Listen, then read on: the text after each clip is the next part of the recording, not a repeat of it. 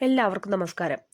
ഇന്ന് 2026 മാർച്ച് 8 ഞായർ, കൊല്ലവർഷം 1201 കുംഭം 24.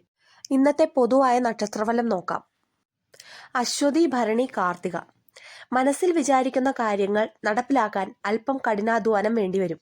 സാമ്പത്തിക കാര്യങ്ങളിൽ മിതത്വം പാലിക്കുന്നത് ഗുണകരമാക്കും. കുടുംബാംഗങ്ങൾക്ക് പിന്തുണ ലഭിക്കും. രോഹിണി, മകയിരം, തിരുവാതിര. യാത്രകൾ ഗുണകരമാകും. പുതിയ സുഹൃത്തുക്കളെ ലഭിക്കാനോ പഴയ സുഹൃത്തുക്കളെ കാണാനോ അവസരമുണ്ടാകും. തൊഴിൽ രംഗത്ത് ഉന്മേഷം അനുഭവപ്പെടും. പുണർദം, പൂയം, ആയില്യം.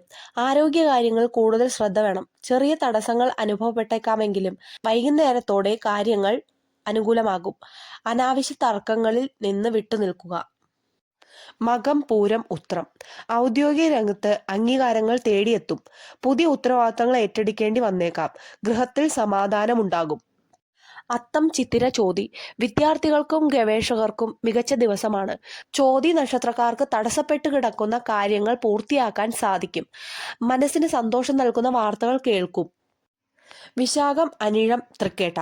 തൊഴിൽ രംഗത്ത് മാറ്റങ്ങൾ ആഗ്രഹിക്കുന്നവർക്ക് അനുകൂലമായ സൂചനകൾ ലഭിക്കും. വിശാഖം നക്ഷത്രക്കാർക്ക് ഉച്ചയ്ക്ക് ശേഷം പുതിയ കർമ്മ പദ്ധതികൾ തുടങ്ങാൻ ഉചിതമായ സമയമാണ്. മൂലം, പൂരാടം, ഉത്രാടം. ദൂരയാത്രകൾക്ക് സാധ്യതയുണ്ട്. സാമ്പത്തികമായി നേട്ടങ്ങൾ ഉണ്ടാകുമെങ്കിലും ചെലവുകൾ നിയന്ത്രിക്കണം. പൈതൃക സ്വത്തുക്കൾ സംബന്ധിച്ച കാര്യങ്ങൾ തീരുമാനമുണ്ടാകും. തിരുവോണം, അവിട്ടം, ചതയം.